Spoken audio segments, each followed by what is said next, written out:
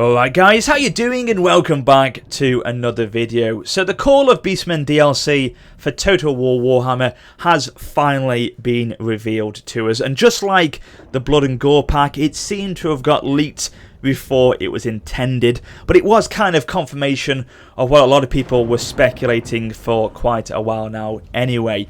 So as you can see in the background, this is the fantastic trailer for the expansion, and it will be coming out on the 28th of July, so exactly 2 weeks today. And yes, before you ask, I will be doing a campaign on it, so do check that out when it comes on the channel on the 28th of July. But let's quickly talk about the main details which have been given to us, and of course what to expect in the Beastmen campaign pack.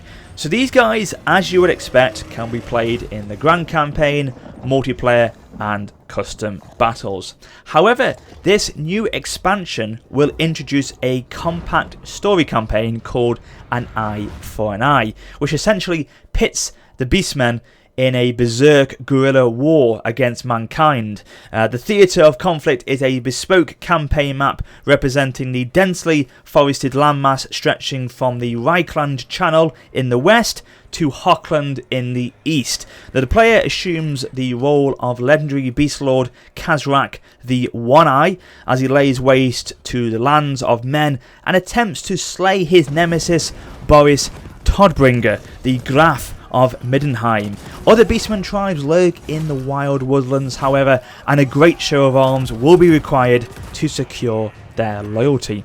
Now these guys seem to be a hybrid mix of both Chaos and the Greenskins, as they are a horde faction like Chaos. However, unlike the Warriors of Chaos, all Beastmen units bear the Resilience passive ability. This makes them immune to attrition caused by infighting when two or more hordes stand in close proximity, and promotes a more collaborative approach between hordes, which is great, as I always struggled with that when playing as Chaos. So they also have a bestial rage meter, which is similar to the Greenskins' fightiness. As the army raids or engages in battle, this meter rises until a new bray herd is summoned, an AI-controlled Beastman horde that can be directed by the player to specific targets or support the parent army as it moves.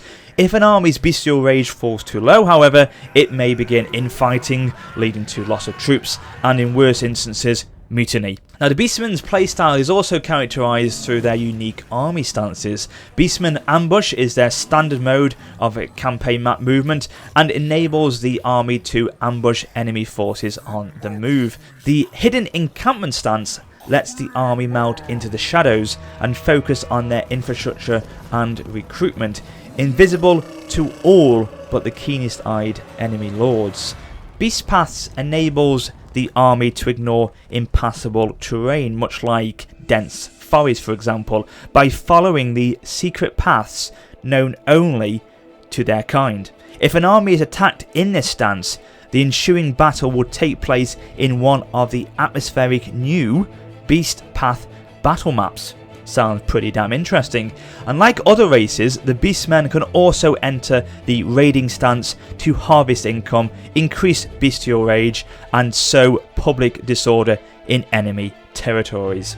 They also have unique post-battle options, so when a Beastmen army conquers an enemy's settlement, the player gets two new post-battle options. Raise and loot harvests gold from the settlement before destroying it, which will come in very handy, as that always frustrated me in the Chaos campaign, where most of the time it would take 2 turns to sack and then raise the settlement the following turn afterwards. Also they have Defile and Loot, which raises the settlement and erects a blasphemous monument in its place. This generates major chaos corruption in the province and confers a large population growth bonus upon the horde, which is again very handy indeed. There is also a Dark Moon Rises feature, so apparently when a periodic full moon event occurs in the Beastmen campaign game, the player must direct his war herds in which twisted act to perform, so hopefully that will give us some sort of narrative storyline to follow. And there is often a price to be paid for such dark celebrations, so that will be interesting to see how that plays out. Now in the Grand Campaign, not the Eye for an Eye, but the Grand Campaign, the Beastmen may be led by one of two legendary lords: the fearsome Beast Lord, Kazarak the One Eye, which we know about already, or the blasphemous Bray Shaman, Malagor the Dark Omen.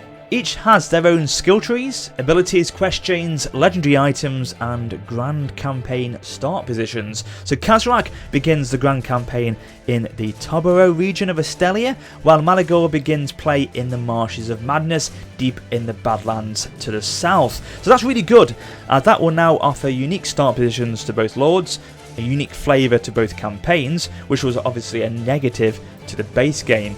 There is loads more content packed into this expansion, things like new heroes, battlefield abilities which are unique to the Beastmen and the units themselves, but we will look into them as we play out the campaign, and of course when I cover the unique quest battles for the lords and custom battles which I will fight as well, of course. But overall, the Beastmen DLC looked pretty promising, full of new exclusive content and abilities designed for them, and yet looking forward very much so to playing these guys on the 28th of July. So be sure to check out my campaign when it starts on that day, and also other content which I will cover on them as well. So as always guys, thank you so much for watching, but until next time, this is Warrior Spotter for now saying farewell.